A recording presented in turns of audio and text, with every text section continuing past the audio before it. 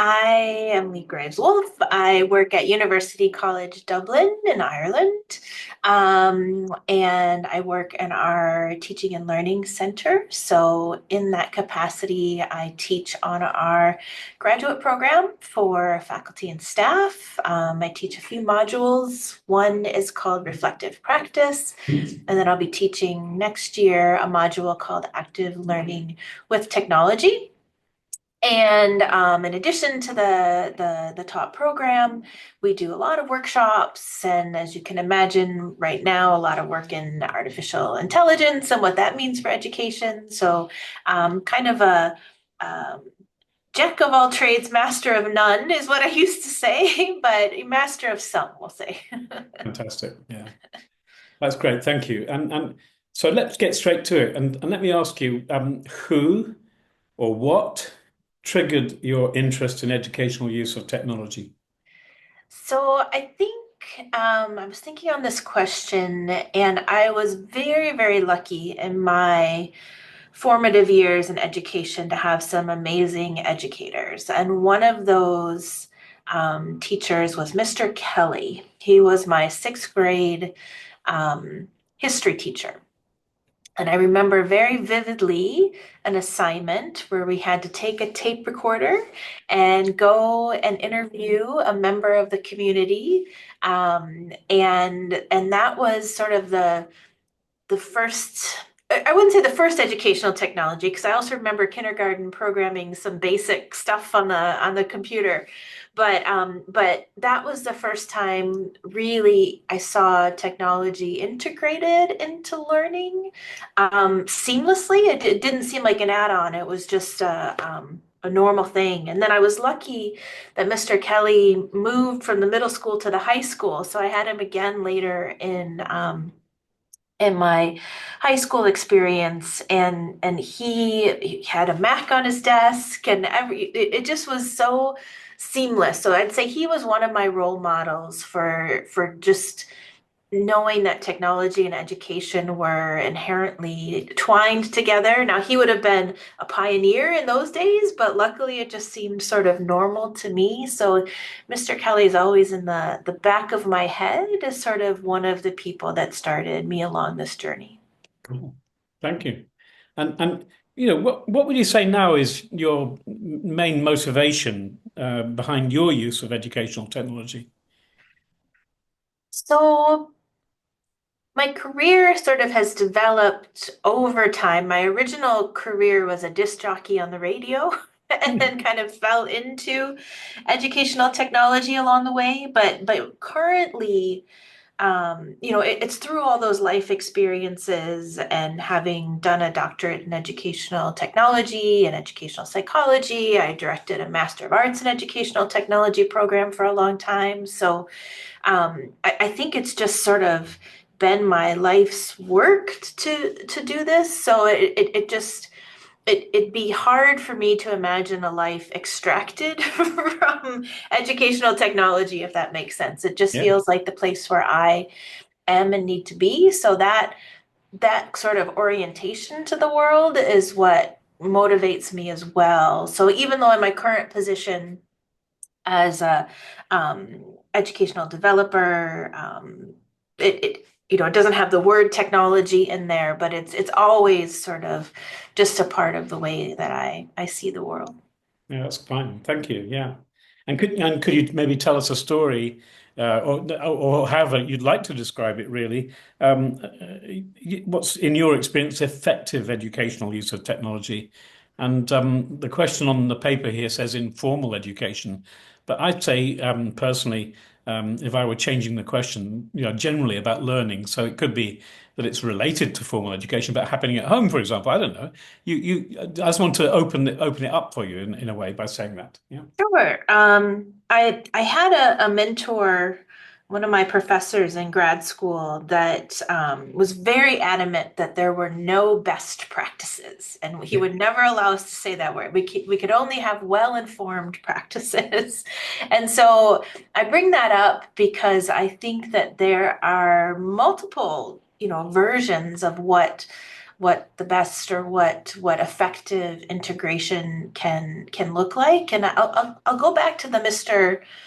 Kelly example where it was seamless, right? It just seemed very, very natural. It wasn't an add-on Yeah. to things. And I've seen over the years, um, especially sort of in those early one-to-one laptop years of forced integration that everyone has a laptop and it has to be used for 2 hours at a time, and very sort of artificial metrics in terms of technology use, where if it were 5 minutes and something was done quote unquote right, that would have been just as effective and important. So I think that there are so many possibilities, but sort of the markers of what might be effective practice are that authenticity, that sort of natural integration, and it's one of those, when you see it sort of things, and you might not get that right the first time as an educator trying something out, because we certainly have to be able to embrace failure and iteration and all of those things as well. So I think that effective tinkering maker spaces, I think, are a good space to kind of see this in action as well, where there's not necessarily a set agenda, but the technology and technologies sort of evolve and flow into practice. Yeah, I could have asked you the negative question, which I didn't, about what was ineffective. Yeah, yeah. But I think actually the way you answered that was really helpful because uh, do you know back in the 70s there was a national development program in computer assisted learning in the UK. I don't know if you're aware of that one. And there was a nice evaluation study done, and they talked about the way computers can reduce inauthentic labor in learning. But what I've also noticed is sometimes they can make their own inauthentic labor, and Yeah, you've neatly described the way that can be avoided, I think, by making it so much more seamless and natural, perhaps, to what people do anyway. Is that yeah. fair? Yeah. I think so. Yeah, yeah. That's what I would hope. It doesn't obviously always happen that way, Yeah. but that would be, I think, maybe the an ideal goal. Yeah.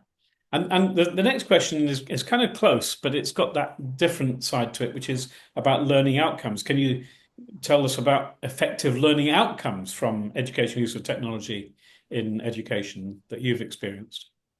Yeah, I think that how it enhances collaboration and connection, I think, is an important thing.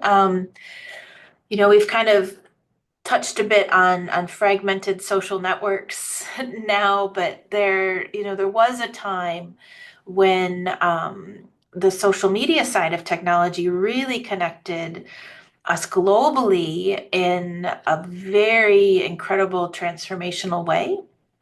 And I think that you know collaboration just sort of writ large as an outcome, I think, could be one sort of key area. And another would be inclusion and accessibility. I know that there's transformational potential within the technologies and the way they're continuing to be enhanced. So even we're on Zoom right now, I could turn on a transcript at a click of a button, whereas before that wouldn't be possible. So that accessibility, I think and I hope, is coming to be a universal outcome that can be mediated by technology. And maybe one other one might be engagement. It does seem to when we plop some technologies into learning experiences and mediating experiences, in some instances it can increase engagement, which then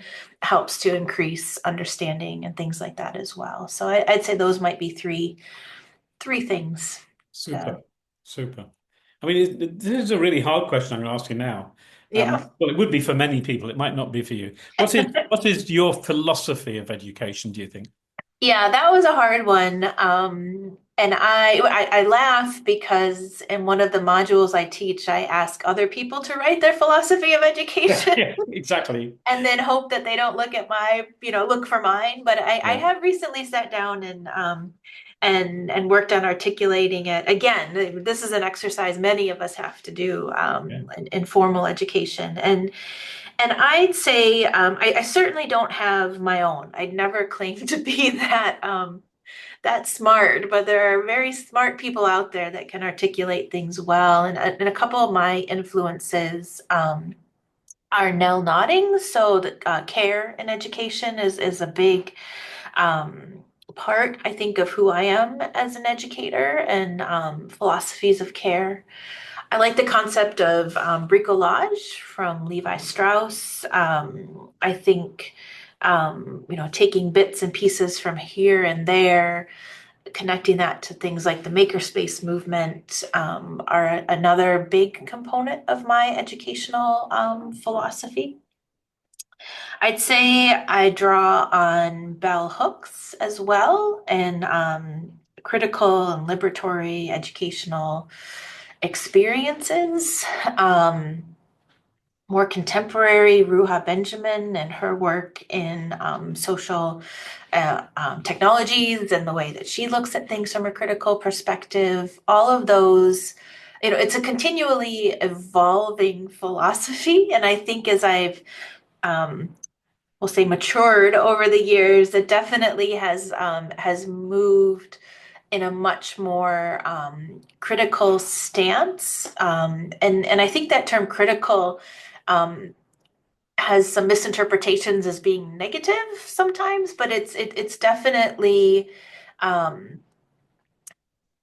taking a bit more of a slow approach, especially in the world of technology, to understanding what it's doing and what it's done to us and how to not perpetuate those harms moving forward and how to mitigate those all through, again, that sort of approach from a caring and pastoral sort of care approach.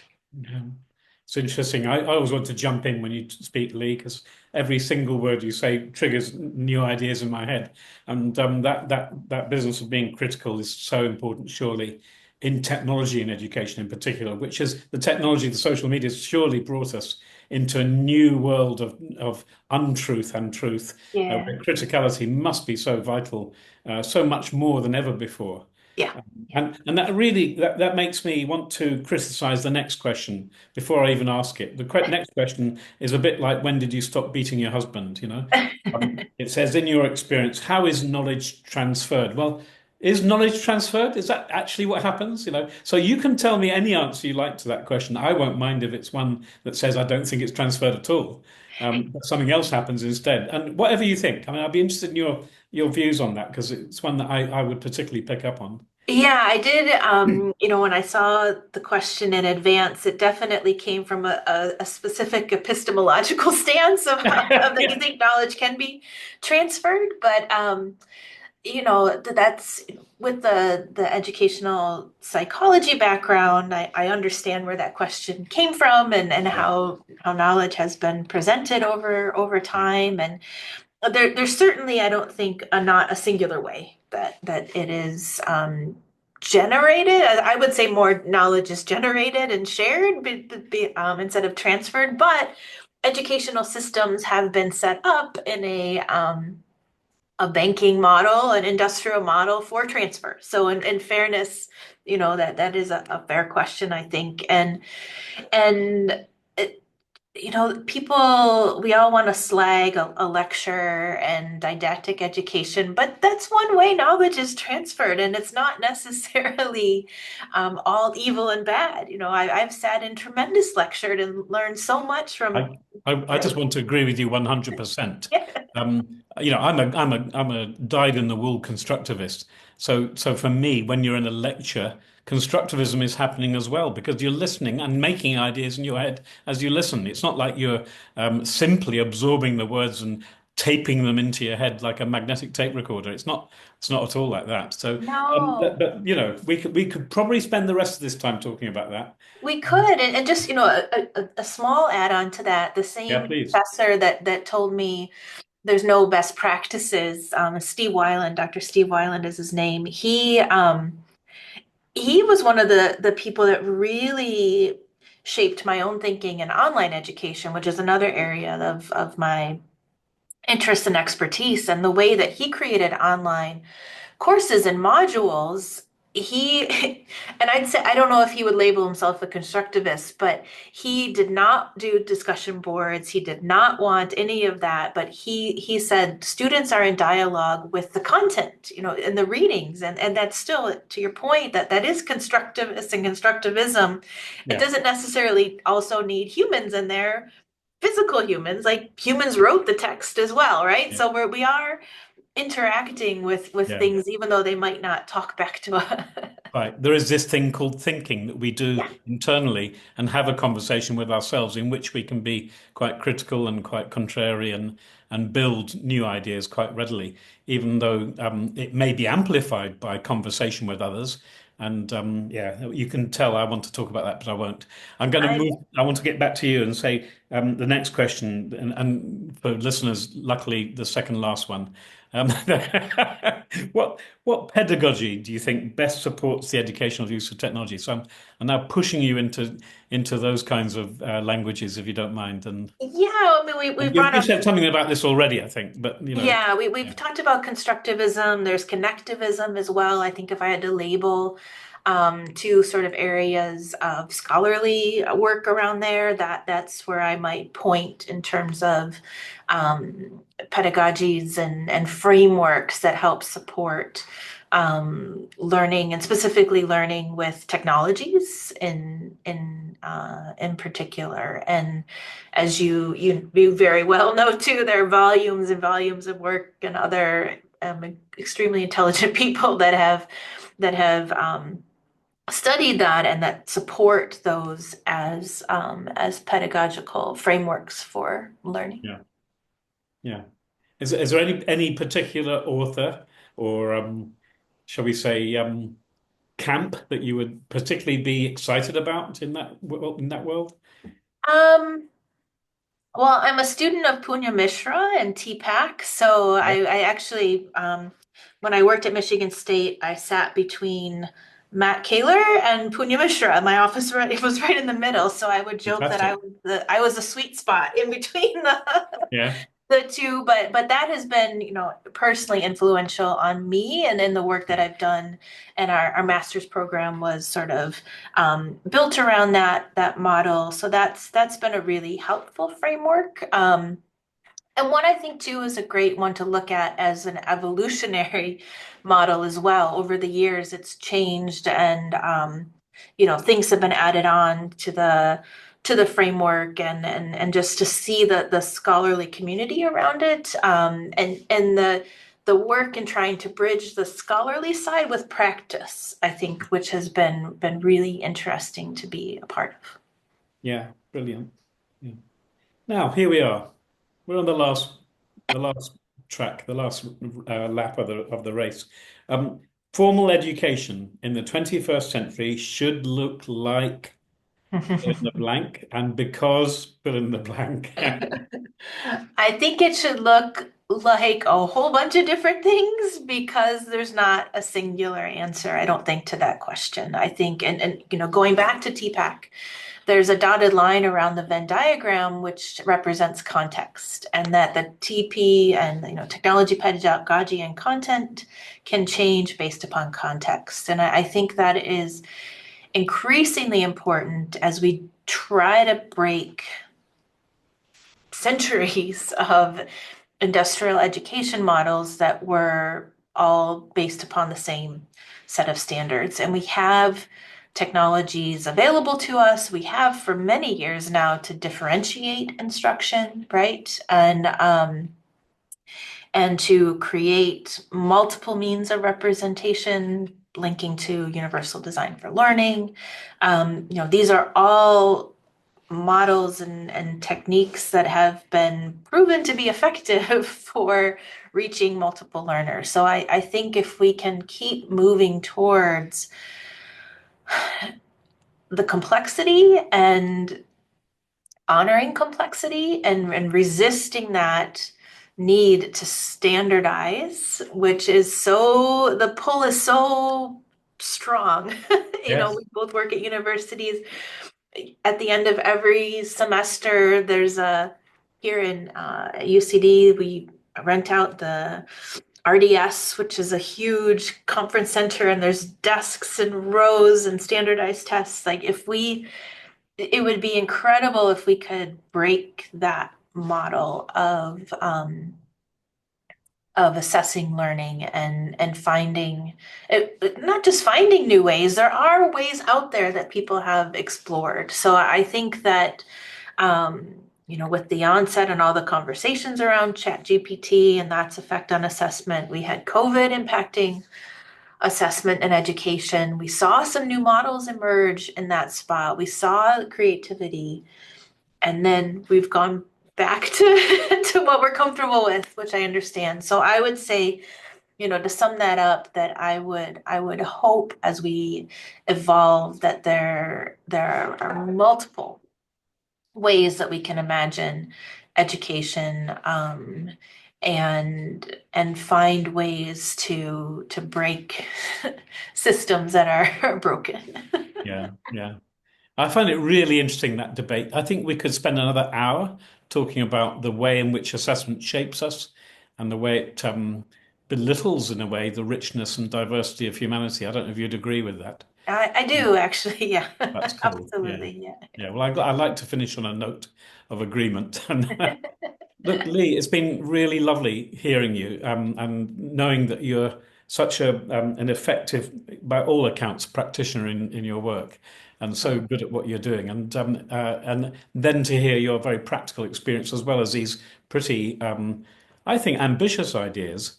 Because of course, going back to the assessment for a moment, it's expensive, isn't it, It to is, yeah. accommodate diversity? It costs time, money, and resource, and difficulty of organization. And that's why we do, as you say, go back to our safety, examination kind of techniques, where only one person is required to be hired to cover the whole room while everybody sits there quietly getting on with the job, Yes, and so on and so on. Anyway, listen, exactly. you can see I want to talk about all this. That's my problem in life. I'm going to stop though and say again a big thank you, and look forward to talking more in the future. Thank you. Thanks for the opportunity. I really appreciate it.